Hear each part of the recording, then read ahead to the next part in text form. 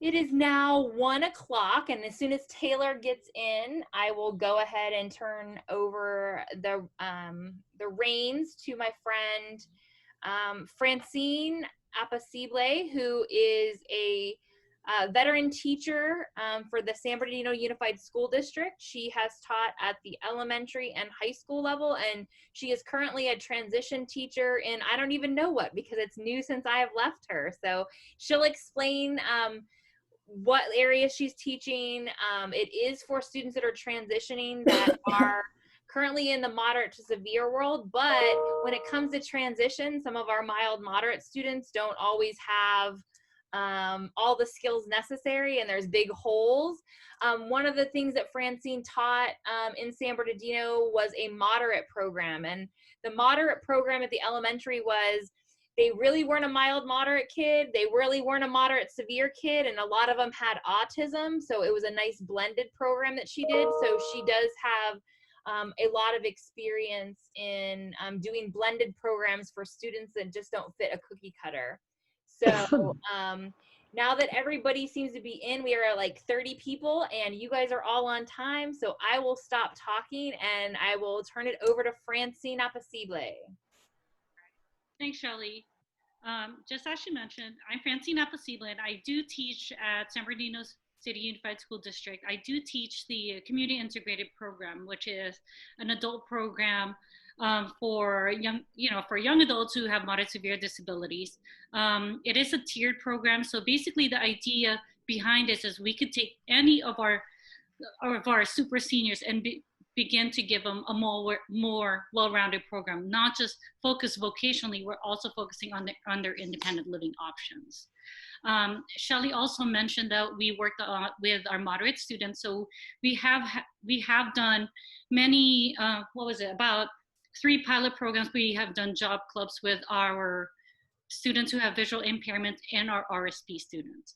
And so with that said, transition is something that our transition department really focuses very hard on making sure that we find the right balance for our students so they are prepared for when they leave the school system.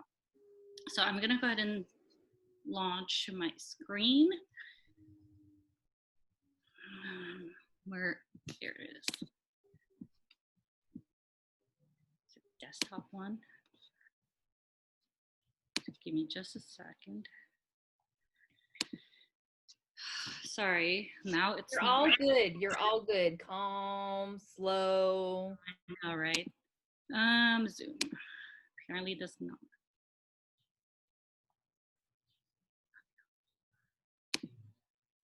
Oh, it's making me want to leave the meeting. Let me go right back in.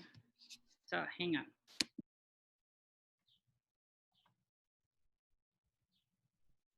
So our presenter just left. No, I'm just kidding. We're all good.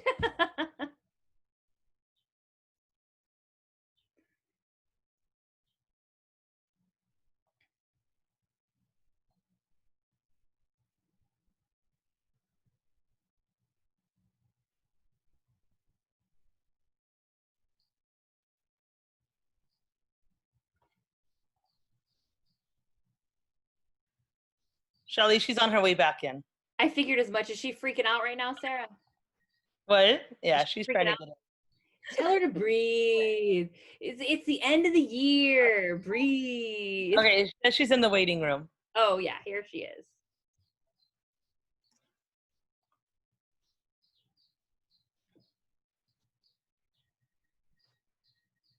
Yeah, it wasn't letting her share the screen. Okay.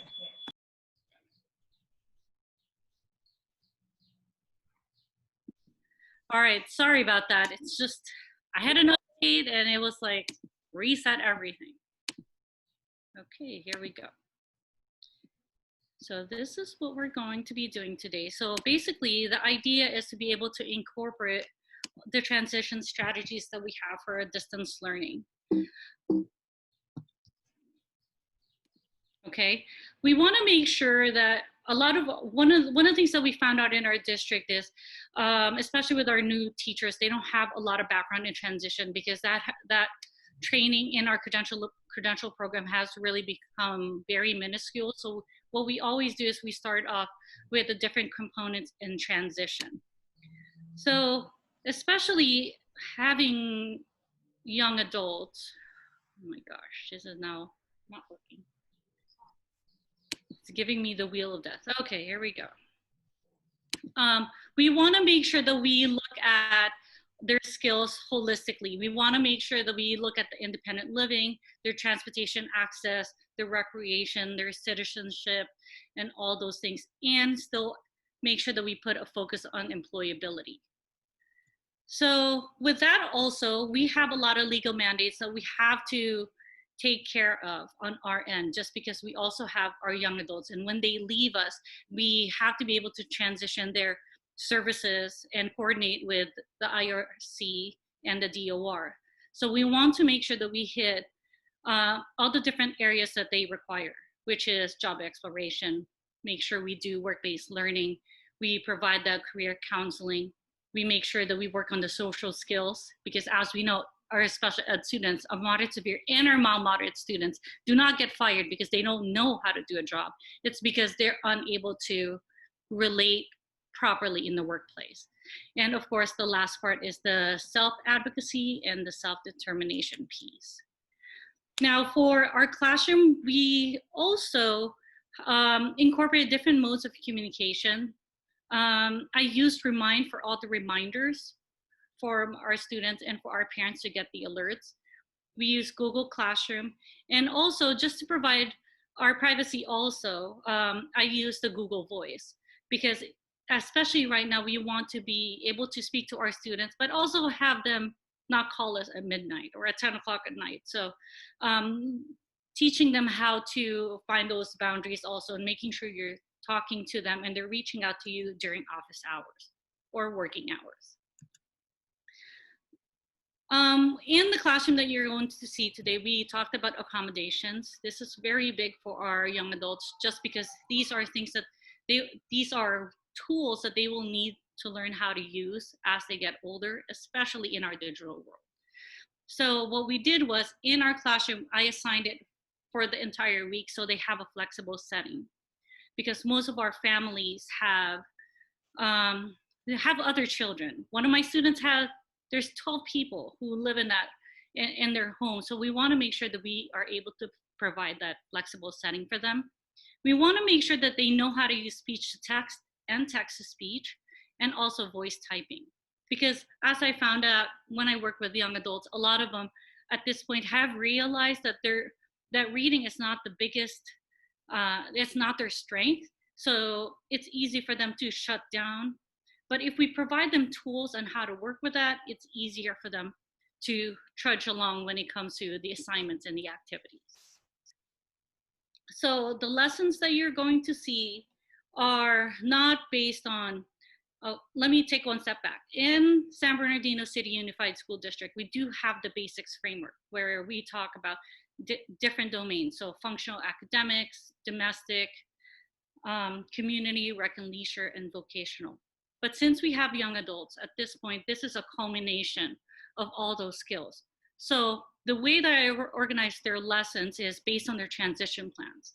So instead of the different domains, it was organized under post-secondary education or training, employment, and independent living. And for when it comes to the lessons, we did emphasize on the skills that were taught on the basics. The lessons were based on their IEP goals, and most of all, we want to make sure they're activity-based. So under post-secondary, for the entire week, they are required to work on a few things. So I gave them access to CNN 10. They have to learn how to send professional emails. We do have typing club, because that's a big skill that's missing for our students, especially our moderate severe population. Our kids and our young adults are so good with the games, but they don't know how to type. So this is one thing that we really do push. So that's something that they do 3 times a week.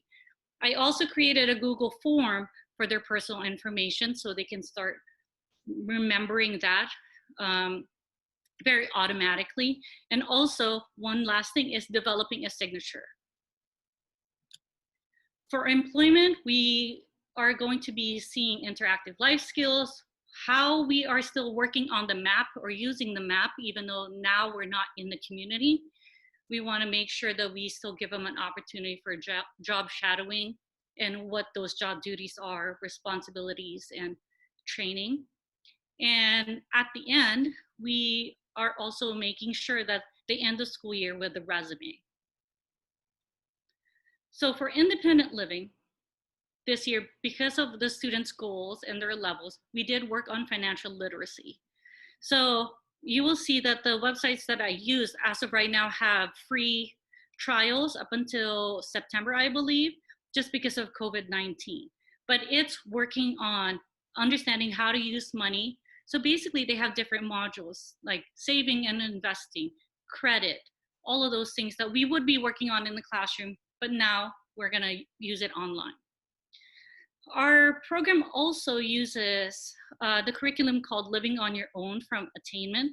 So it's taking all these different skills. They have videos and they have lessons, which my students have finished this year. So what we did was I put in a choice board that you'll see, and they're supposed to choose 3 chores a week that they're supposed to be helping in. And how do they submit that work? They take a picture and they send it to me. At first, for our students who are not as savvy, their parents send it, but as they become more used to it, my students would take a picture and send it to me with their own phone, as you can see in this slide. We also made sure that we tackled on nutrition because a few of my students have those IEP goals, and we incorporated exercise routines for each student. Now, when it comes to that, I never told them how to work out, but I did give them some options that you'll see in the classroom. And then they have to choose what they can use or use their current workouts. And again, they send us their pictures. That's how I keep track of their submissions and their participation. For self-care, it was very highly emphasized to our young adults that they are adults, so they have to be able to contribute to their household, just like with chores, same with cooking. They have to be able to get to a point they're able to exist in their own home, or if their parents have to step out, that we know that they're not going to be starving. And we want to make sure that they're able to do it successfully. So in the first 2 weeks of distance learning, they were required to do breakfast 2 times a week. Know that I did tell them that Pop-Tarts and donuts and cereal do not count, so they have to really make something. I started out really small, but over time the kids got, well, not kids, my young adults got more confident with that. So if you look, this young man over here learned how to make chicken wings. So what we're going to do is, and the last section is we have a virtual class also section in the Google Classroom that I'll show you. These are the lessons that I still do during synchronized learning every week. So we went from, going over the classroom, the actual classroom, and then what the expectations are. And we went through all these topics that we were planning on hitting for this school year, but we just didn't, because of the closure, we weren't able to do.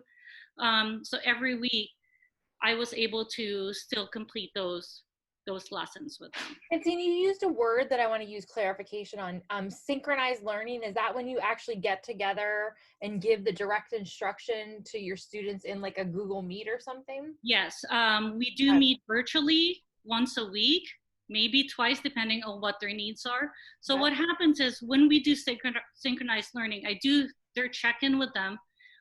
We go over their new assignments, and then we go over the lessons that are scheduled. So it's whole group learning.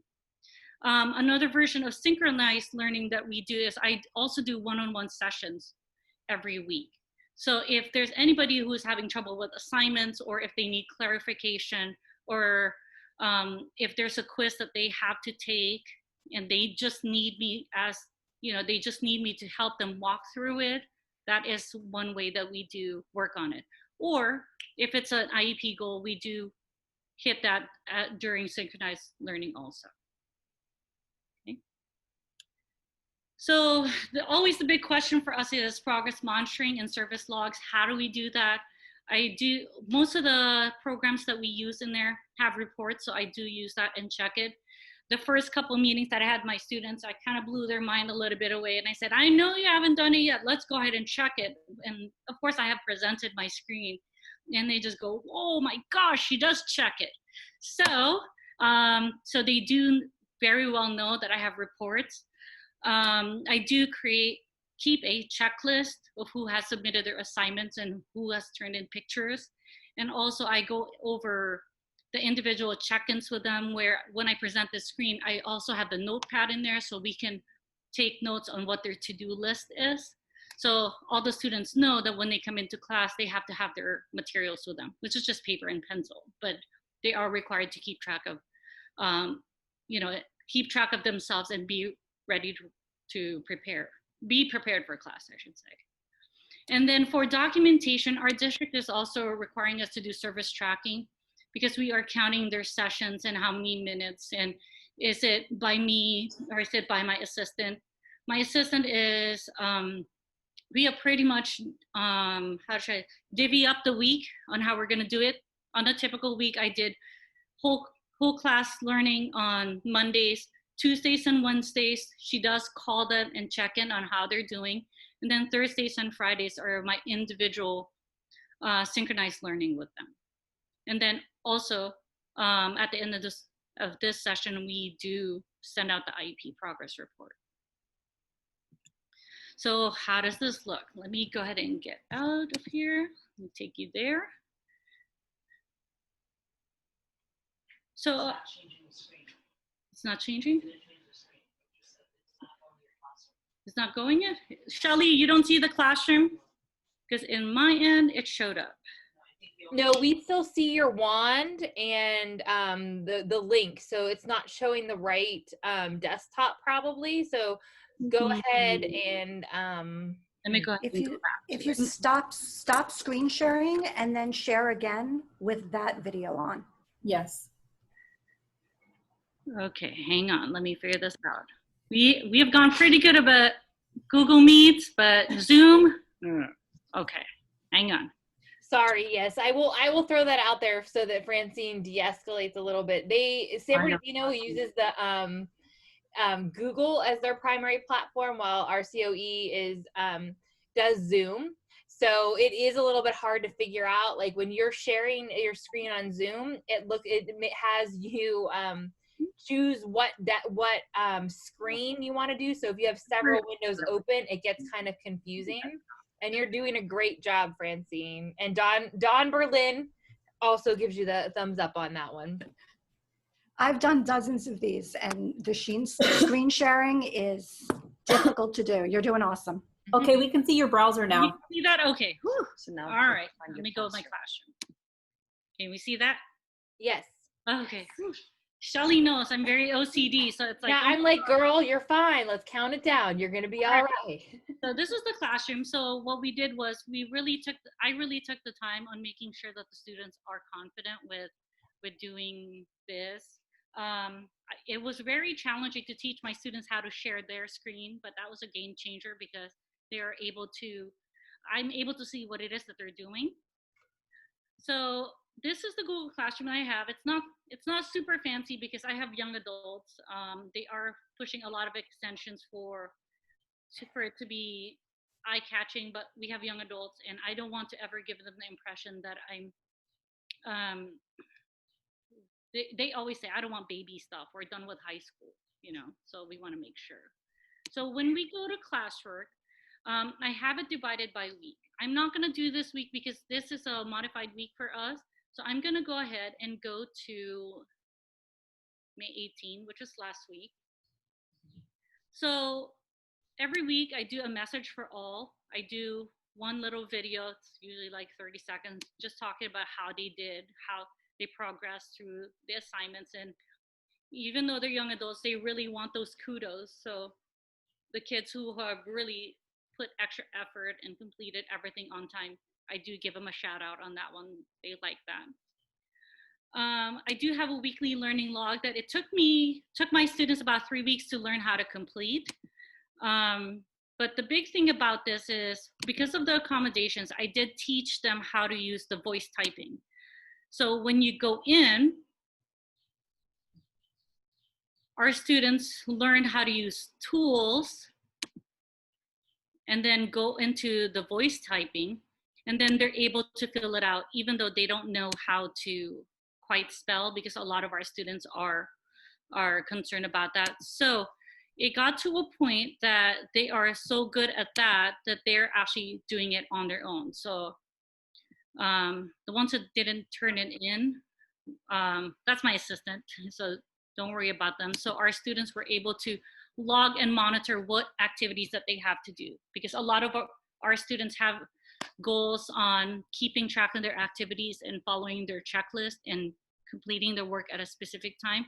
So they're able to log when and how many times they've finished their activities. So if you take a look. Francine, can I ask this question? Because Sure. some teachers are probably like, oh crap, how did she do all that? When you taught your students how to fill things in using the voice activation so that it then typed out what they were doing, had you done that in person first, or No. You taught them over Google? Yes, I taught them over Google. I'll show you in a little bit. One of the lessons that we have a harder time with. So when I'm doing synchronous learning with them, what I typically do is I record myself teaching them. And so and then the video that I have, I attach it to that assignment. So if they need to refer back, they have it in there. Does that make sense? Mm-hmm. So they can replay things as they need. So you Mhm. also showed them, hey, if you want to hear this again, like if you're doing it tomorrow and you don't remember, here's where you're going to go. Yes, absolutely. So I'll show you one of them in a little bit. So back to my classroom. So they have the weekly learning log. For CNN, we do have young adults, and all of our kids know is Instagram and Snapchat. So I do try to work on civic responsibility. So this CNN 10 is also a free service that they have. Typically, high school students access this information. It's giving them all the highlights of the week, but in only a 10-minute video, okay? So with my students, I require them to go ahead and watch that and send me an email, okay? So whenever I have an assignment, I do have their login page, which I couldn't preview apparently on this platform. I do have a login page that each one of them have. They can open it so they can remember how to log in. With the accommodations, I also have an audio accommodation in here for our non-readers.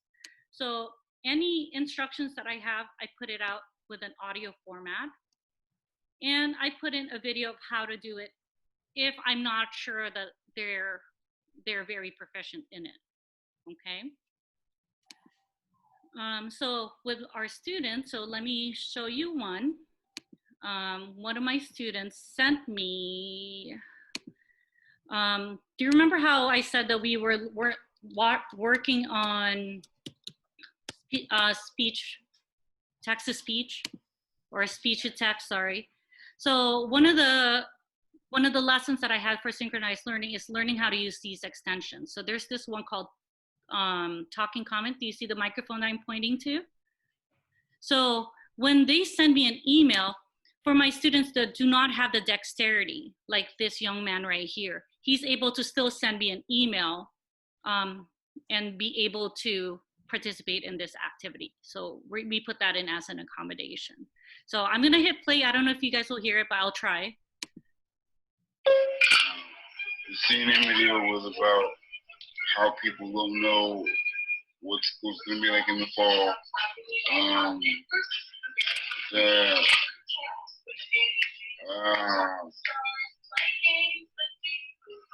Some mechanical forest, some old guy.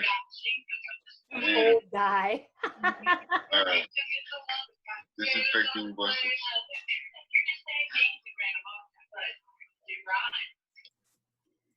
So Francine, I want to kind of give some clarification. Number one, that's hilarious, and that is one of our kids that are cognitively where they're at. So in viewing this, one of our teachers are asking, these have to be mild moderate students and not moderate severe. Moderate severe. They are moderate severe students. They would be students that wouldn't typically be in one of our reach classrooms because there's not behavior that's necessarily getting in the way, but they are in the cognitive range that they are moderate severe and working on alternative curriculum. Another thing I just want to point out is I see that you're using Gmail for the email platform. At RCOE, for the Google platform that we have, we do not have Gmail. We use Outlook. So some of these add-ons might not work the same way as they did for this demonstration, just like the email that you received from the gentleman. But you may be able to work some of this into other platforms, such as Google Classroom and so on. Absolutely. If you use the Google, the browser for Google, and all of these extensions that we do use can be used at any program. So we were able to use the talk and comment even at Google Forms if you need to, just because that's just one accommodation that we have practiced. And he did not know how to use this until we went to distance learning. So it's fairly easy for our young adults to pick up. Sorry to ruin your flow. I just wanted to do clarifying points as they kind of came up. So yeah, of course. Francine. No problem. The next one is personal information. As you know, it's very important for us, for our students, young or old, to be able to know their personal information. So I just made a Google form for them to be able to access. So I put in the link into the classroom. So when you go into it, is it showing up? Yes, okay. I put in information so they can go ahead and practice it. You know, their personal information, what's their emergency contact, what's their relationship, and so on. So when they submit it, the way I track it is when you are the creator, there's a responses section. So it indicates in there how they typed it. So I'm able to work on their capitalization. I'm able to work on how they're using their personal information. You don't say, so-and-so is my contact information, they're my mommy that actually showed up. We're like, okay, we're gonna say parent, because if this is an application, you have to be able to present yourself more professionally. Okay. And then again, the audio in there. It doesn't show that they turned it in because I check it myself in my drive, okay? Signatures is one thing that we have worked on throughout the year, just because a lot of our students do not have an idea how to have a signature. And as they get older, they sign so much more documents. And we have been working on the legal aspect of a signature. So that's why I basically just took a screenshot of what they were working on before, and then they were required to go ahead and complete this 3 times a week, and then they take a picture and they send it to me. For Typing Club, big skill for our students. This is actually a free one. I'm not sure. Shelly, do you guys have this in RCOE? So many districts have this. I don't know necessarily. I think as is saying no, but I know that I've seen some teachers integrate something else. Okay. We do have, yeah, Shelly, we do have Typing Club. Some of our teachers and OTs using that for to practice with typing. We do. Miss Amy. No problem. Yeah, they actually have, if you go in the settings portion of it, there is an accommodation section in there where you're able to say they're only working with their left hand, or they're only writing with their right hand. If they have a visual impairment, you're able to use a larger font. And so let me see if I could put that in. I don't know if it'll show me through here, but anyway, you're able to even adjust what amount of time they're allotted just because of the accommodations portion of it. Hold on, let me see where I put it before. So anyway, but since you guys have that, play with that, it's really good, and it does give you reports on how they're doing, and I'm able to check in with each student how they're doing with that, okay? And like anything else, I provide their login document with them so they're able to access that without me going through with them. Next one is job research. This is a job shadowing feedback when it comes to that. Prior to distance learning, our students have been working on career counseling. So we have taken learning styles inventories and we have taken interest inventories. So what I did was I took all the reports and I took the top 5 that showed up, that are common in between them. So they're required to fill out this job shadowing feedback, to find out what's the occupation, what those job duties are, what the starting pay is, and what training they need, and do they like this job or not. This is something that we already did in the classroom, just pencil and paper. Now we just did it on the computer. But I use the California Career Zone. So for each week, like I said, I took the most, the top jobs that they have in common. So this week, they have to do the cashier. So I put in the link for California Career Zone, and all my students actually have their own accounts, and they have educator accounts. And all of this is free, by the way. I found this out at the Department of Rehabilitation when I worked with them to do my my rehabilitation counseling hours, and they do use this resource. So it actually helps when they leave because they already have this information. So basically with this, I chose the ones with the video, what their average salary is, what their jobs are. Our students were also taught how to use Natural Reader. Have you guys used that yet, Shelly? Natural Reader, what we're using for our curriculum in RCOE and some other districts is Unique, and so the reading components are built into Unique. So we don't use Read Naturally, or Natural Reading. Tell us what it's about, I should say. It's just a Chrome extension that no, it's not a curriculum, it's just a Chrome extension. So basically what happened is you go to the Chrome web store and you, hold on, it's gonna let me click it. There we go. It won't let me because of that one. Okay, so that's the extension, which is Natural Reader. So what you do is you highlight what it is. And I had to teach my students how to highlight. And then you hit play. Huh? You might have some audio. Receive and disburse money in establishments other than financial institutions. May use electronic scanners, cash registers, or related equipment. May process credit or debit card transactions and validate checks. Okay, so that's an extension that I did train my students. So anything that they work on in Chrome, they have that capability for the read aloud for them. That's cool. So, because, I do have the students who go, oh my gosh, reading, I can't do this because I have to read it. So it's almost like we are trying to find a way to deliver the content to them without the fear, right? And so I really work with my students on using that extension. So anyway, so they go over this and they fill out that job shadowing feedback. And then they indicate in there, and they find out more information. They go, one of my students said last week that that this week is cashier. So I think it was a movie attendant last week. They're like, they make $75,000 a year. I'm like, no, they don't. Go back again. Let's try this again. And then, I help them troubleshoot when it comes to that. Okay. California Career Zone is a really good site because when you log into it and you play with it, there's an option in there that's called budget,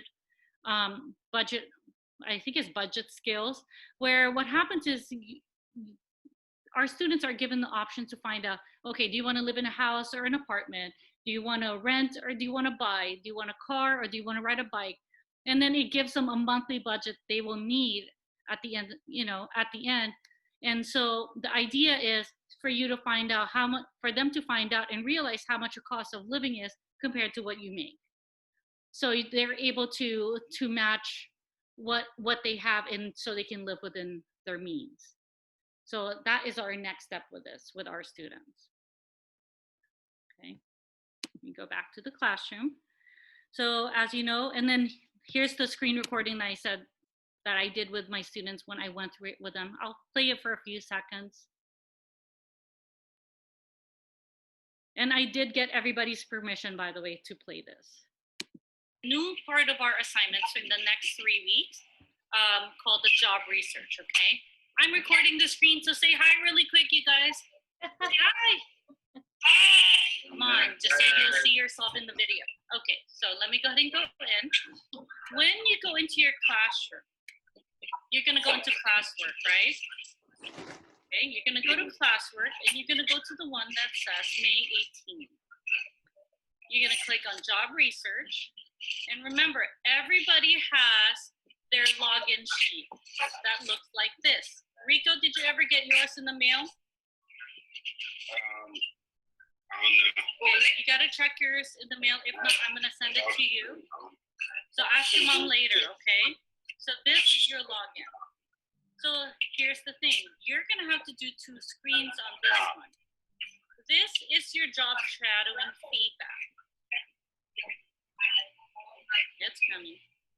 Do you guys see it? You see it? Okay. I'm gonna put this on a smaller screen so you can see. It's good to have this on a different piece of paper if you like, or 2 different screens. So I'm gonna put it here on the side. Okay, right there. But you also have to go to California Career Zone. Okay, I'm gonna do a sample for you guys. Okay, this is not what you're doing, but you're doing something similar to this. So this week, you are gonna be doing a research for cashiers. Okay, this one, see, Okay, so that's cashiers, do you see it? All right, so basically that's what I do is I go over it with them, I record it, I plop it onto the assignment so they can refer back to it. Okay. Okay, and then the next one is our GPS work, the same way that I did for them. I did give them 2 options on it. They can use Omnitrans Trip Planner or Google Maps. Here's the audio for instructions. And again, they fill out their Google Doc on what their appointment time is. So for example, for this week, they're supposed to have a lunch date with their best friend at 12 o'clock at their favorite restaurant. So they had to tell me what their favorite restaurant was. So they had to research at Google Maps what their restaurant is, what's their address, what their phone number, what bus route from their house, what time do they have to leave, and what time do they get there. So and all of this they do all through voice typing. Okay. Then the next one is Everfi. Everfi is one that they use for understanding money. This is the financial literacy piece. This is a free program that I use also. So they have so many programs in here. It could be financial literacy, it could be social emotional learning. They have alcohol education. They have all kinds of things in there. So when you go into it, you're able to choose what class. So as you see, this is mine. So for my students, I have 3 programs that I do use. I use the Character Playbook with them, Healthier Me, and Bold. So one good thing about that is they're also able to get, and it's in game format, by the way. They have anything from elementary all the way up to high school in here. So I chose the middle school level. And then I had a couple of students that it was a little babyish for them, so I gave them a higher version. So it gives you their scores on each of their module, okay? And they get certification if they finish it, okay? So if you take a look at it, it will give you how they're doing their pre-test and their post-test and how they're completing it. So this is how all of my students have financial personal finance goals. So this is something that I incorporated for them. Okay. Do you have any questions about that? We're okay? I have a question. Sure. Okay, you are always so good about using the right way to describe something, and so I want to make it a little bit more down to earth. And so you're like, well, all of my students have a personal finance goal, and so someone who has maybe formerly known as Kappa Level 1, like a more involved student, Okay. what are some lower level skills that you maybe have students that are really not at the, oh, I'm doing a whole budget and all that kind of stuff? What is some other ways to think of it? When you come into Everfi, and this is all free right now, they have all their courses that you can list in there. And so they have things in here with money identification. You're able to go in. I don't want to scroll too fast to make anybody dizzy because that would make me dizzy. You're so thoughtful, Miss Fran. But so anyway, when you want to add a course, or maybe the catalog, let's see. It's been a little while. It's been like 5 weeks since I've been. So it has more than just financial stuff. Yeah, on it. it has. Oh, here it is. Social emotional learning, prescription prevention, financial literacy, digital wellness and safety. I use some of that information in there in my virtual classes. College and career readiness for our moderate folks. There's a lot of things in here, you guys. It even has, yeah, it's all based on grade. So my students, they're not gonna be able to access the 9th to 12th grade, even though they are super seniors. So most of the time I go at the middle school level. Okay. Okay, and I do have 2 that does the higher elementary level, just because they're not there activity-wise. So it's still looking at money for identification, understanding that you need to save, being able to do those kind of things. So it is still attainable if you're dealing with a transition age kid, that you might be looking at core standards that are still at the early elementary or even late elementary at sometimes. Yes, exactly. I have a couple of students that are working on the more elementary level, and so I was able, because you're able to assign a course to a specific student, right? Mm-hmm. And so they don't have to read it. And so what you're going to do is, I had 2 courses when it comes to Vault, the financial literacy part. So I have 2 students who are getting a lower level, and 4 other students who are getting the middle school level. And I have one who's very savvy. Mm-hmm. So he's one who's actually getting at a high school level. So I am able to scaffold it for them. Awesome, thank you. So like I said, just play with it. I created an account, just a trial account, and they're just so good about being able to go in and present these lessons. And then for us, documentation wise, we are able to put in, we are able to get those reports, like I said.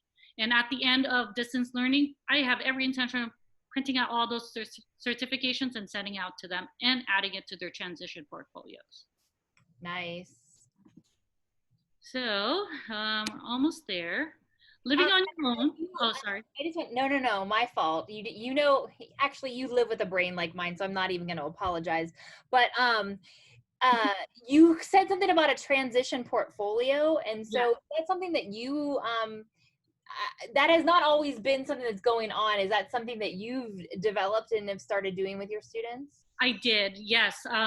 Sarah and I actually have done that. In the last, I don't know if I shared with you, Shelly, in the last 5 years, I was crazy enough to go back to grad school a second time around. I do remember that. I do remember you were that crazy. Yeah, so I got my certification for rehabilitation counseling. It's basically to provide accommodations and advocate for any adults with a disability, and making sure that all those things are in place for them when they enter the workforce and setting up their independent living. So what happened was, once I had to do 600 hours of volunteer time to make sure at different organizations. And one thing that I found out through the Department of Rehabilitation is our moderate severe kids did not have a way to articulate all their workability hours, all their work experience hours, all their job exploration hours, and all those other things. And so throughout the year, the job shadowing feedback and the community-based instruction feedback, all of those we put in there. So I have their IEPs in there, their most current IEPs. I have all their certifications, like let's say it's a food handler's card, all their employment documents are in there. What else? All the vocational tours that we have taken, all that information, their transition inventory, they're all in there. No, it sounds like a great idea, because our seniors that are general ed seniors, they do a senior portfolio.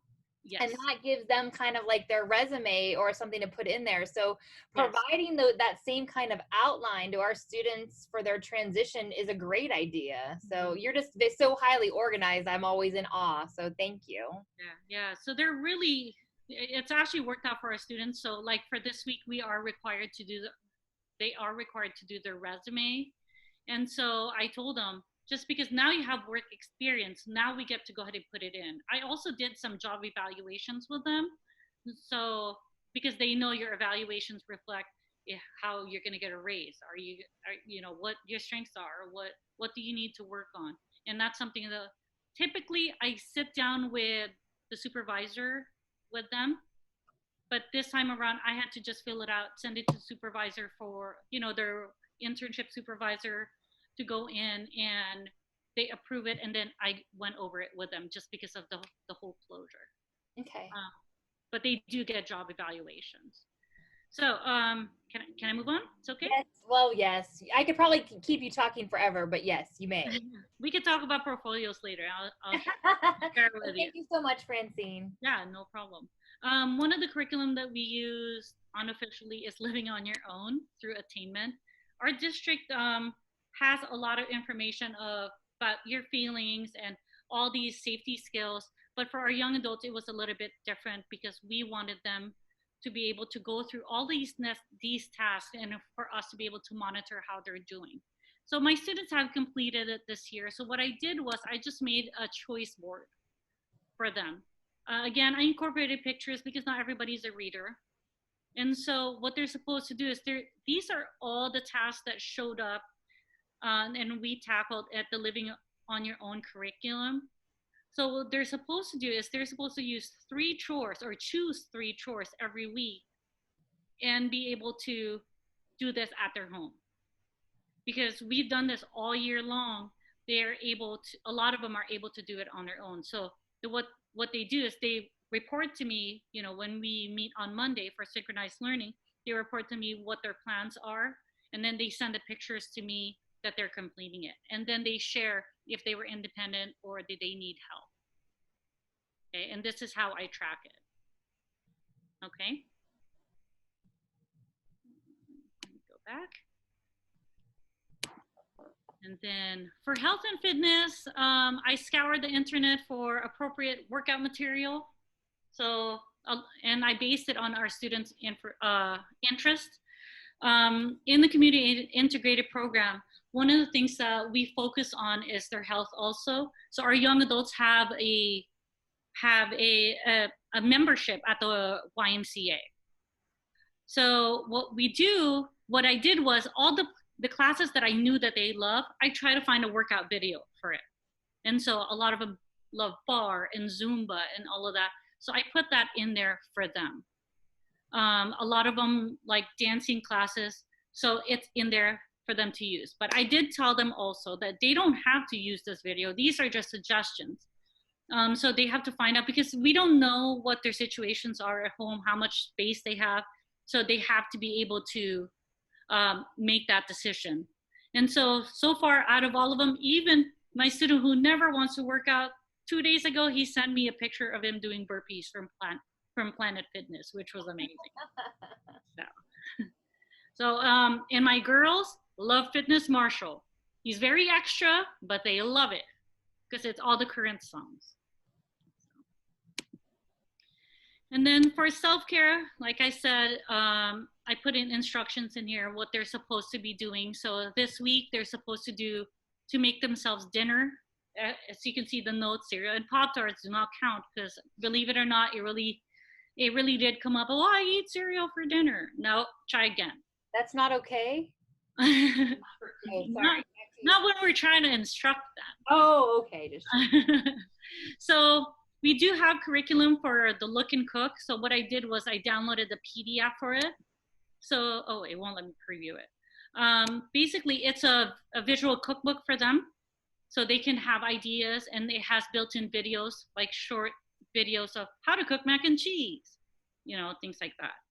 But I also do know that some of our students, we don't ever know what their situation is. So I also put in easy microwave recipes or dorm-friendly recipes because we want them to be able to do this even if their parents are not home.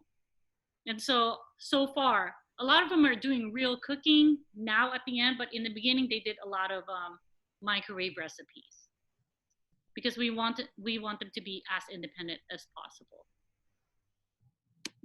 Okay, and the last one is I just added a little link in here for Just for Fun because we want them to be able to still be engaged and not just, giving them ideas. So I have like a little link in here of all the virtual field trips that they could go to. They tell me about it, what do they like. Netflix party, because we still want them to, we encourage them being connected with each other. Okay. Audible right now is completely free. So you choose a book and it's an audio, as you know, you start listening and they just read the book out to you. Again, it takes the sting out of the hardness of reading, I guess. And so, but I told them, as you know, a lot of our kids, just because they have developmental delays, a lot of them want to do the little baby books. And I go, nope, we're all adults. So I encourage them to stick with tween and teen. And they're fairly happy about that. And I told them, after you read your tween or teen book, then you can go ahead and read Peter Rabbit or whatever it is. But we want to make sure that we provide them options that are more age appropriate. And this is a roller coaster. It's just a virtual roller coaster site that you go in, and if they've never been to Disneyland, it gives you a link on how does Space Mountain look inside, or how does Little World look inside, and they love this part more than the others. Okay. So let me get out of that. So that's what I have for you.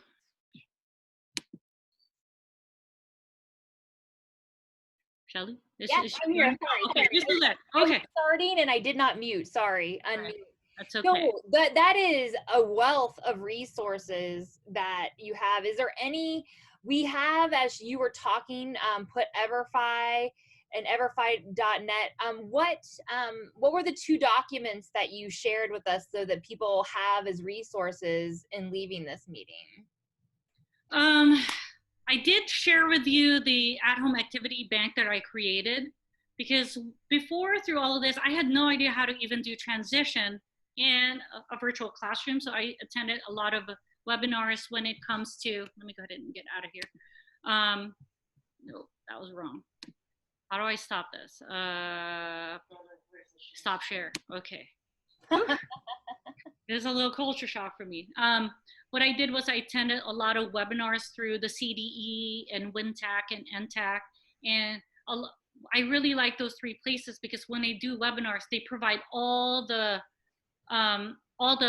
free sites and all the free resources. Mm-hmm. And they give you all the paperwork that goes with it. So if they had a flyer for Everfi, they would have all the information in there. So with the ones that I was interested in, I kind of made a list and made an activity bank, which I shared with you. You're awesome. Everybody on this webinar will bow and say a prayer for you privately, or a intention or a good karma out in the world. So thank you. So it's in there. There's more in there that I just didn't have time to use in the classroom, but there's a lot of information that I received in the trainings that, we could put in our tool belt.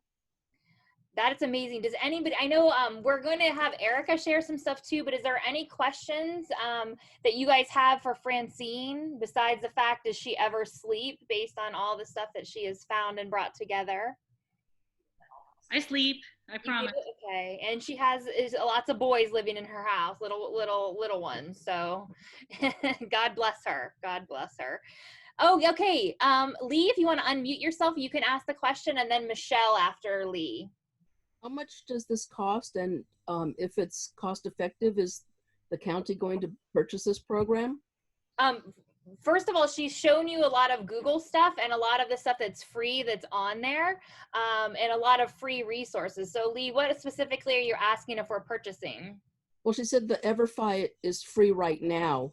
So that means in the future it's going to cost.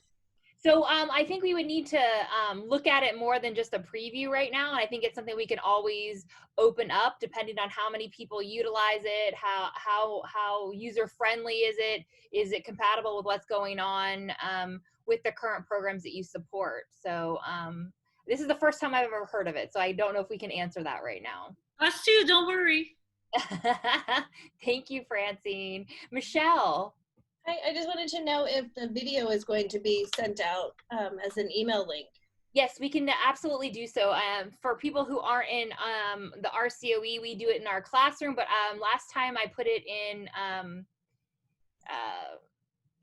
I did it as a YouTube video, and so I'm thinking maybe I didn't send that one out, but I'll send both links out at the same time so that you can see the first PLC with all the different ideas, and then Francine's and Erica's PLC from today. So yes, ma'am. Thank you. Anybody else before we look at Erica's toys and tricks? All right, I am actually going to sign off. I have to go in for a CT scan on my lung, so I'm going to be driving to Moreno Valley right now.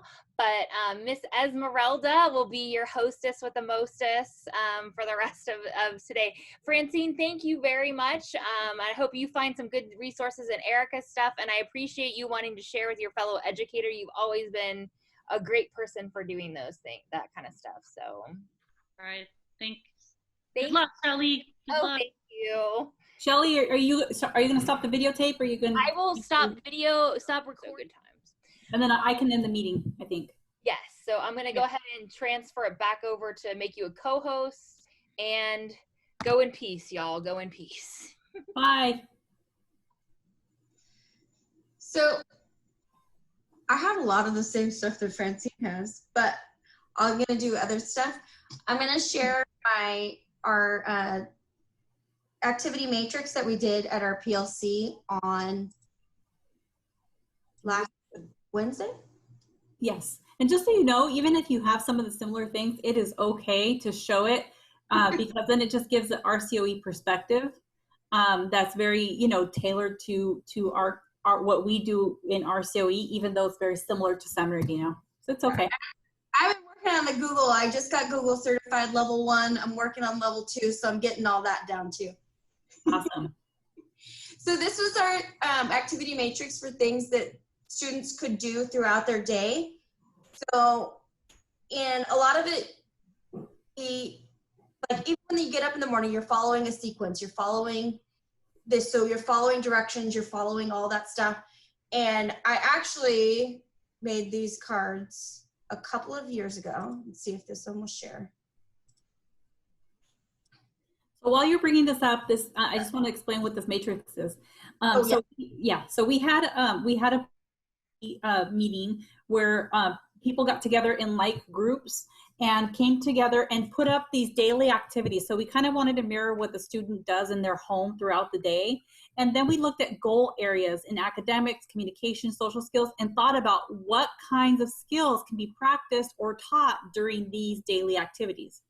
So for example, breakfast in the morning, we could work on social skills, having a conversation. Right, and your routine in the morning, do you take a shower, all that kind of stuff, and all of that, because all those things they have to follow in order, because you can't just do one thing before you do the other. So it's showing them how everything can be turned into a 10-step project. I like to turn everything that we do into a 10-step project, because that's one of the Sandy goals. It's one of the things that, especially transition, works on the most, is because if you skip a step, you won't be able to put that whole project together. So that's one of the things that we work on. And it's like taking out the trash, what do you have to do to go outside now? All that stuff. So we actually, I don't know if Anna is in here, but we made these a couple of years ago when she was in my classroom. And you can see it's all how to clean the kitchen. So we actually laminated these, cut them out, and put them on a O-ring and sent them home. So this was their homework every week. So they had to follow all the steps. And then we had extra blank ones that the parents could add things to. We had how to clean the living room, how to clean the bathroom. We also had our laundry, but I don't have access to my H drive, so I don't have that on me right now, but it has all the directions for the laundry, plus how to sort it. And the parents put it up in there wherever their laundry was so that the kids could see it and they could do their own laundry. and all that kind of thing. So it's all following sequences. It's reading, there's pictures, everything to show them how they're doing. And I can put this in the Google Classroom because it was something that we did ourselves. Something I really like about this, and just tying it back to Francine's presentation, is as you assign this to students in the Google Classroom or send it to them individually, I really like that Francine had the students do the activity and send a picture of themselves back to you doing the activity. That was really cool.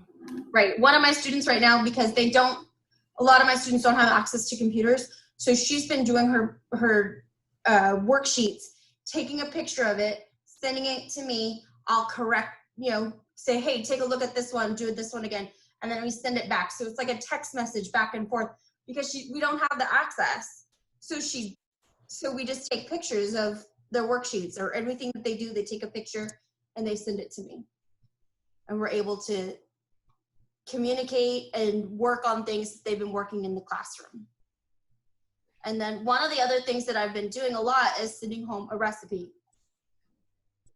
Let me see if I can pull. I don't think I have it on here, but I send home a recipe from Unique every couple of weeks. So this week I sent home it was a rolled soft taco. So because it has all the directions, it has all the pictures, and they can follow it. Some of my kids can read, some of them can't. Either way, they have pictures, they can follow all the directions, and their parents can help them. And one of the other things that I've really been trying to send home is articles from Newsella. I can actually get this in English or in Spanish, so the parents can help, or they can do it.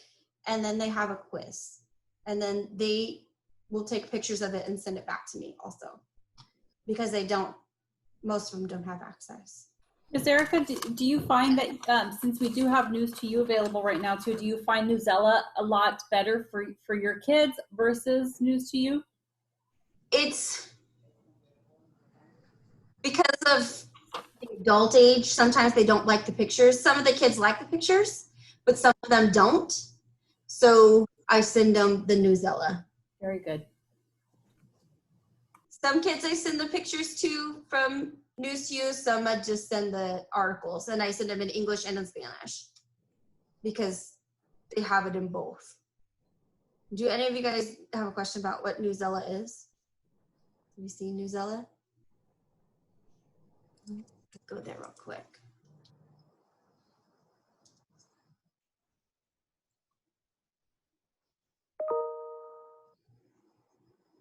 So it's all these articles. I think I'm already logged in. And they're articles from newspapers that have been adapted. And you can change the lexicals. And you can get it, most of them you can get in English and in Spanish. So this is a free website. Right. Yeah, there's a free version and a paid version. Right. Yeah, we don't currently subscribe to it, but there's lots of resources in there for free. And most of them it is free. I use the free one all the time. I may have gotten, you see what she just sent me. Anna has all my stuff too, and so she was sending it to me. Yes. So let me pull up my email real quick.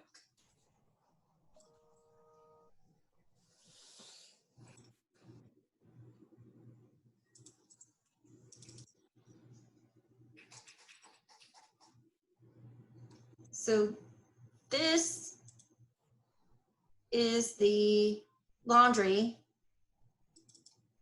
that the parents have up in their room or up in their laundry, wherever they do laundry. And there was another one that I don't have on me right now, but it showed them how to separate which colors. So it's all step by step so they can do their own. And he even goes into folding. So let me go back into,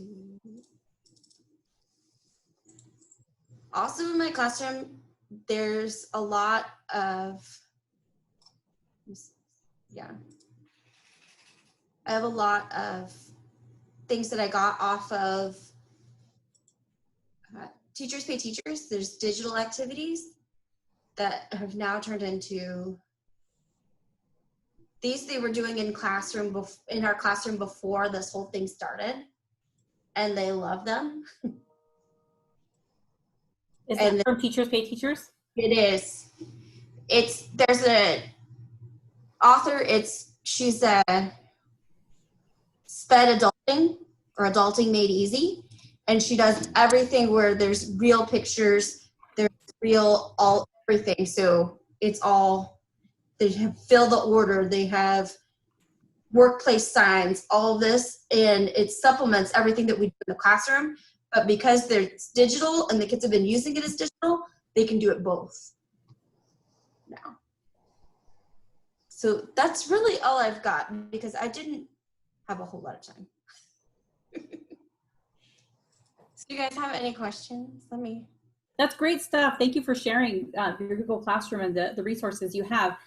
So Teachers Pay Teachers, they have opened up their platform to a certain degree. All of our RCOA teachers should have received an email from them to have access to the Teachers Pay Teachers resources. If you have not received the email, you probably got it into your junk mail because some of them actually went into junk mail. So go ahead and check in there to see how you can access it and get some resources from there. And if you're from a different district, again, you can ask they actually want either a director or a superintendent to apply, and they have to do a webinar, and then they will open the platform for I think up to 600 teachers.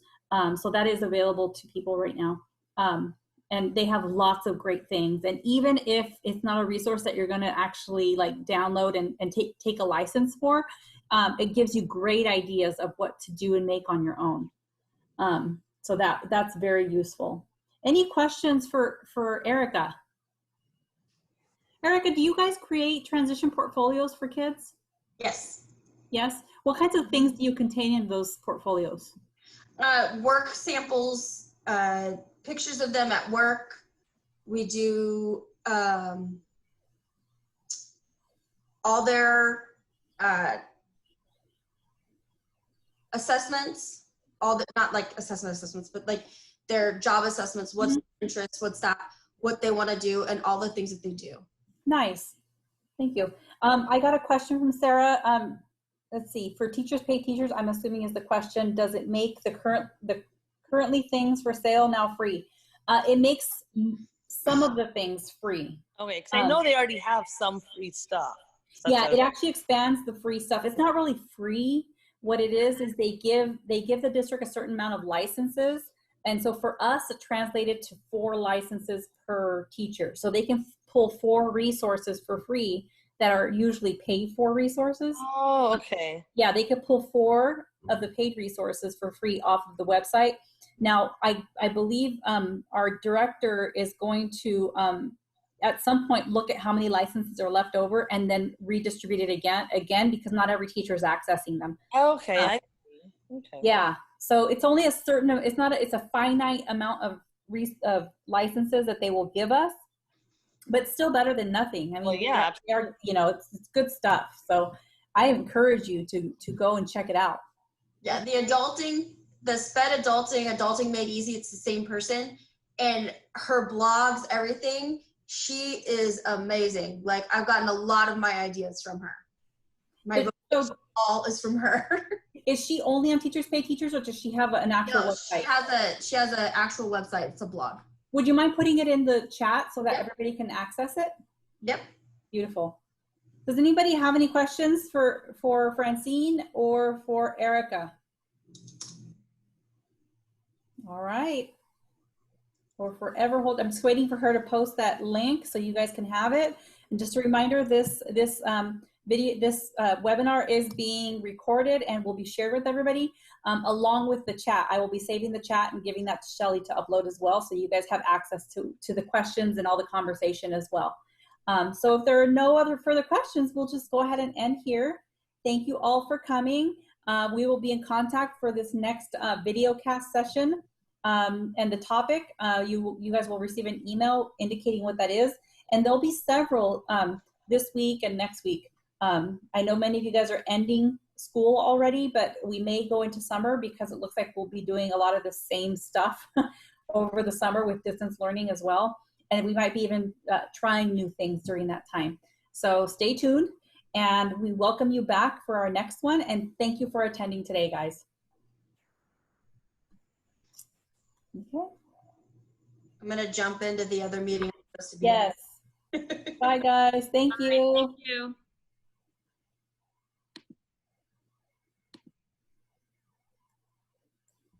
Bye, Ez. Bye.